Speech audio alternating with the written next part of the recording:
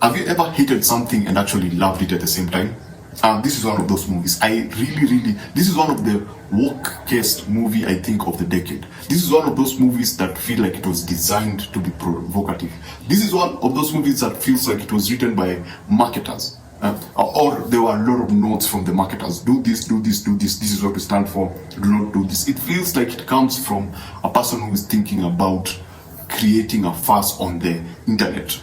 You know, not organic fuss, not a good word of mouth. Just provoke people and get people talking and hopefully get people to actually watch it. Why am I saying this? This is perhaps one of the wokest movie I've ever seen. This is like the wokest movie of the decade. And if you've seen it, you understand what I'm talking about. Now, there's nothing wrong with what they did. I'm sure that's what they had, and I'm sure that's what the story entailed. And because it was also co-written by the director, I believe they had a vision.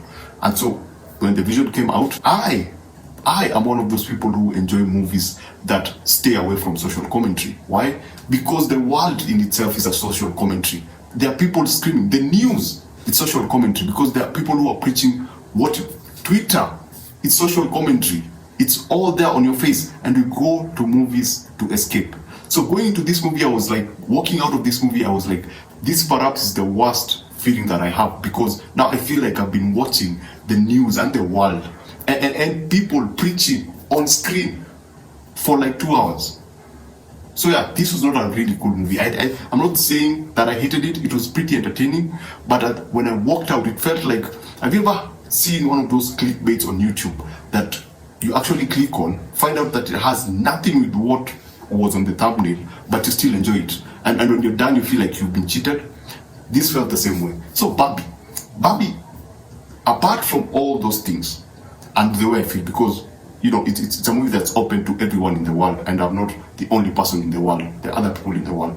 What are the kind of things that a person will actually enjoy from this particular movie? The performances, they are pretty awesome, starting with Margot Robbie. Margot Robbie owns Barbie. You know, she becomes Barbie. You can actually, she's believable, from the costume design to just how she was able to portray the character. And when different things change, you can actually see the change brought out by her performances. So yeah, she's pretty cool, she's pretty awesome. She, even when something happens and she needs to go to, you know, the real world, going to the real world, she sells that idea of seeing this different place.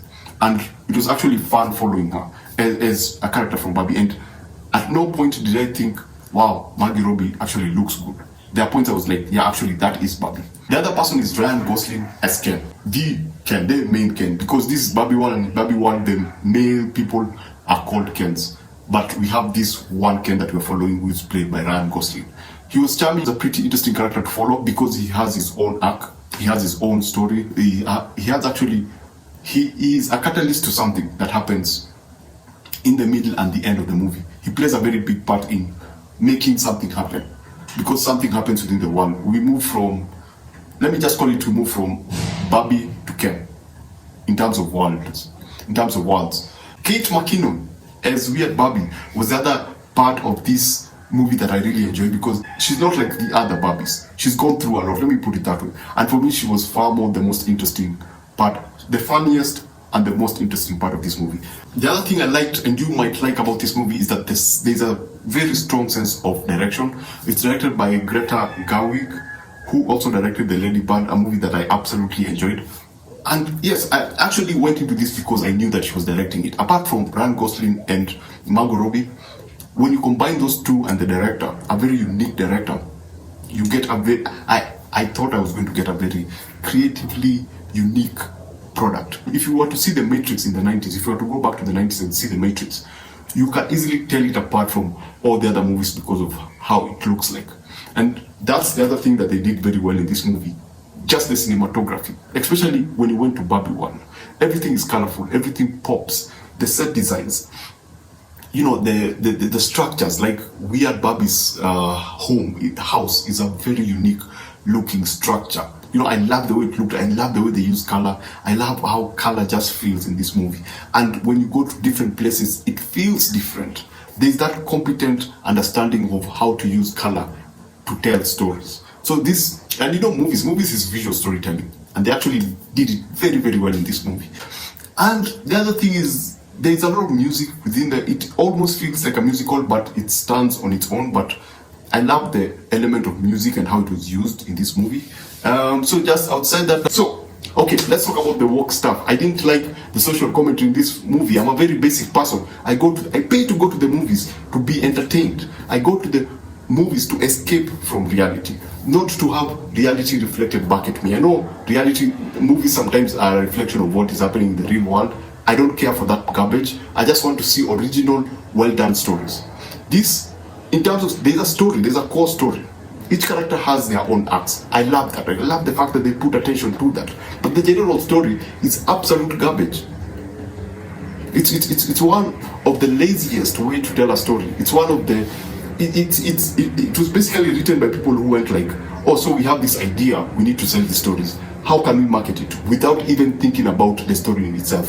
This is the most 2023 movie that you'll ever see. Think of It's Always Sunny in Philadelphia, one of the most creative approaches to social commentary, because they apply comedy and absurdity and try to tell us whatever is happening in the world without driving the ideas down our throats. This movie doesn't do a good job in handling those social commentaries in a creative way. It's a very visually creative movie, but that creativity is not translated into the story. You get this flat approach to how they can tell this story. Every single concept in terms of theme in this movie is absolute garbage. It's trash. It's pretentious in how it chooses to tell us what it wants to tell us. I don't like watching movies where one group is pushed to the back. I don't like watching movies whereby, yes, they're trying to bring in diversity, but it's on your face.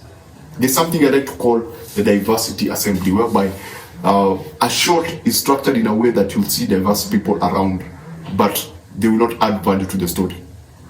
I don't like that. And if I can see that, if I can see diversity on screen, there's a problem, because I'm not seeing what's important, which is the story. As much as these movies are trying to be progressive, Hollywood does not try to be progressive in looking at today's modern world. What do I mean by that? If this movie was made in the 90s or the 80s, you'd have He-Man kind of action figures in the movie. You'd have Arnold Schwarzenegger as a part of the Kens. Why? Because Hollywood only knows how to stay within a particular period.